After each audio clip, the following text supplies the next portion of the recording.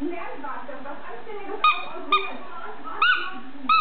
Also, aber Mama, du kannst doch nicht so frech werden. Aber wie hast du eigentlich damit hingehört, dass man die Kacke von dem Auto? Aber wenn du das nicht übertreiben tust, dann übertreiben. Der läuft doch rum wie so ein Horst. Und ich bin doch so nett. Moment mal, so geht es nicht. Ich hab dir auch noch ein Sterbensgespräch besorgt. Wirklich? Ja, ich bin einfach. Oh, danke. Aber du bist nicht alleine. Pass auf. Alleine hast du das doch nicht geregelt. Oh Mama, lass mich doch wieder alleine. Nee. Kann ich ja doch nicht mal die Fenster alleine putzen. Wie sieht das denn aus? Die Maus hat Streiche. Sag mal.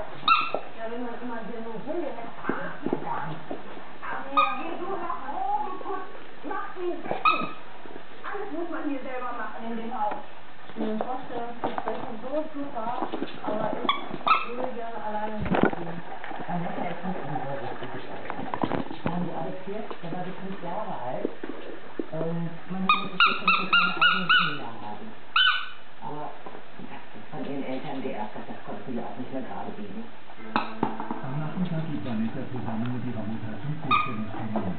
In einem Kiosk wird eine Auflösung gesucht. Helga hat sich nicht davon abbringen lassen,